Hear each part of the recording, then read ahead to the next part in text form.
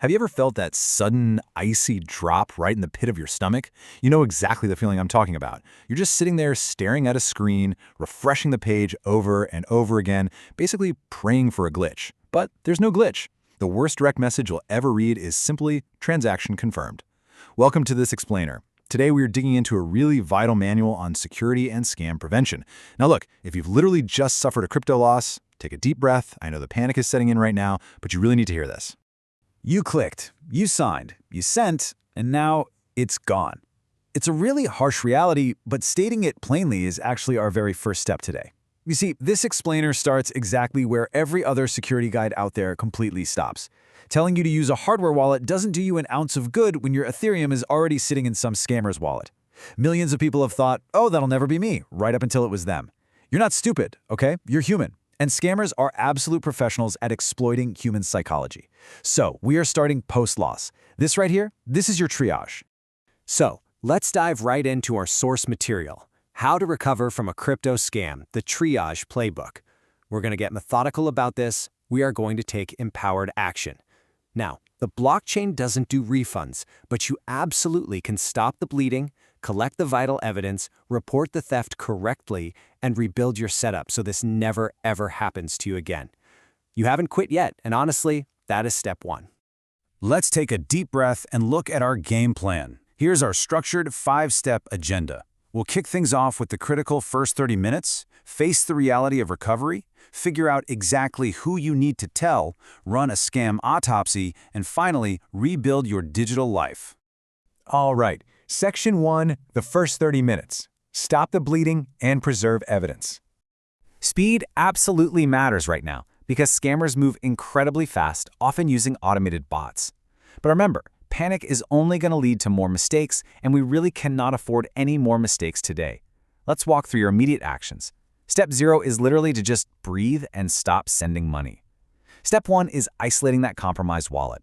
Step 2, you need to revoke permissions and disconnect from any sites.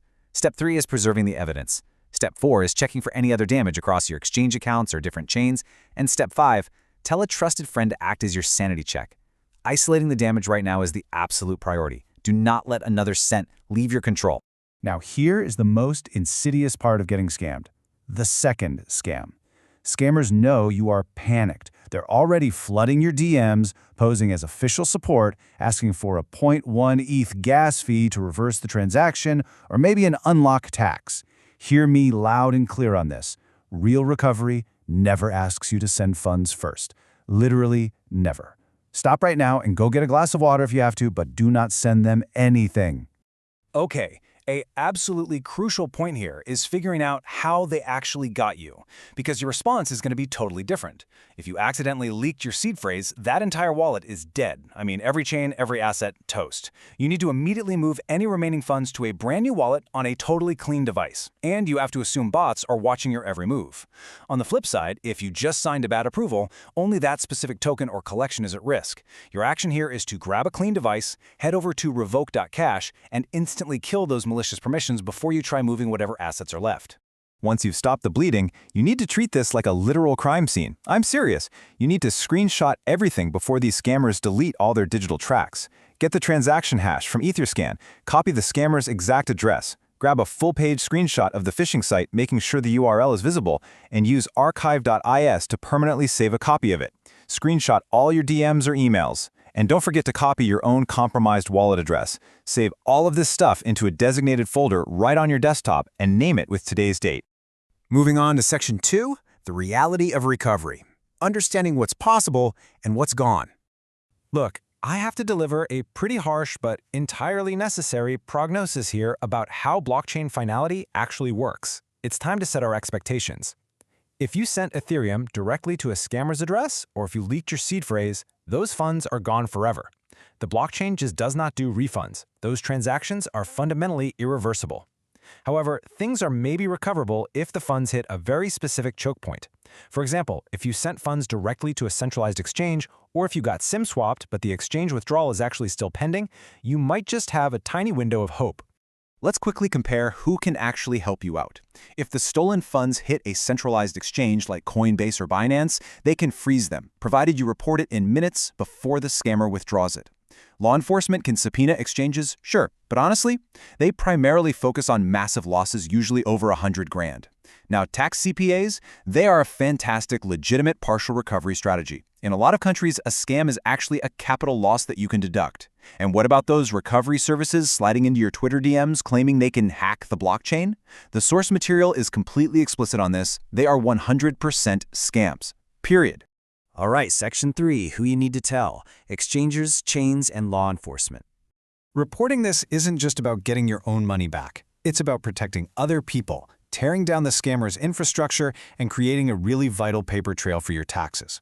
So, here is your exact sequence. Number 1, centralized exchanges. If the scammer sent your funds to a CX, contact their support immediately to try and trigger a freeze. Number 2, chainabuse.com.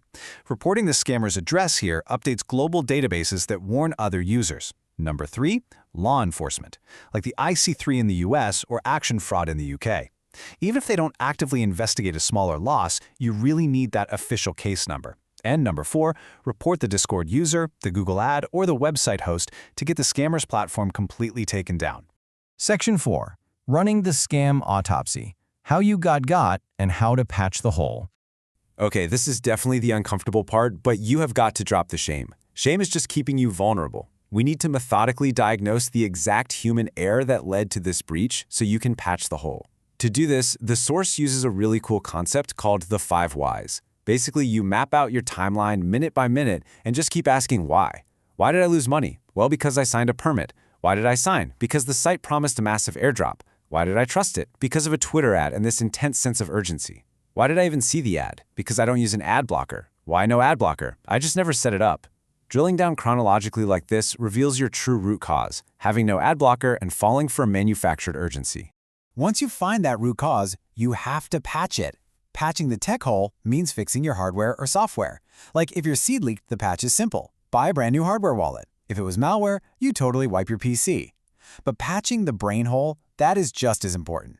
If you fell for an urgent airdrop, the patch isn't a piece of software. The patch is fixing your mindset by setting some incredibly strict personal rules. And that brings us to the ultimate defense mechanism, the 10-minute rule. This is a mandatory cooling-off period where absolutely no financial action is taken for at least 10 minutes. Think about it. Scammers rely almost entirely on manufactured urgency. If a crazy high APY or an exclusive airdrop demands that you act immediately, it's bait. By forcing yourself to take a 10-minute pause, you give your logical brain the time it needs to catch up and realize, wait a second, this is a scam. Finally, Section 5. Rebuilding your digital life. New wallets, new habits, and moving forward. You lost some money, yes, but you didn't lose your future. I want you to think of this as the physical therapy phase of your recovery. You need what the source calls the clean room setup. You absolutely cannot reuse anything touched by the scam. You need a completely wiped or brand new device, maybe just a cheap Chromebook dedicated only to crypto. You need a new hardware wallet bought directly from the manufacturer, never a reseller. Set up a highly secure new email, something like Proton, and install new browser extensions. Rabby to safely simulate transactions, Wallet Guard to warn you of drainers, and uBlock to kill malicious ads dead in their tracks. Zero malware and zero bad cookies can cross over into this clean room. Now, when you actually start using this new setup, you must fight what is called recovery tilt. That's that burning urge to revenge trade and make it all back as fast as possible. Instead, we strongly advocate for a painfully slow re-entry. In week 1, you only move a $100 test amount to practice your revokes and sends. In weeks 2 through 4, you move just 10% of your holdings and just live with the setup for a bit. If it works smoothly, then and only then, in month 2, you finally move the remainder. Rushing this guarantees you'll skip a step and get hit all over again. As we wrap this up, you need to physically write your new rules down on paper and literally tape them to your monitor. Ready? 1. Use the 10-minute rule. 2. Never sign transactions you can't easily explain. 3. Never type your seed phrase anywhere. 4. Completely ignore all DMs from so-called support. And 5. Use revoke.cash every single Sunday to kill old approvals. I want you to read these daily until strict security simply becomes muscle memory.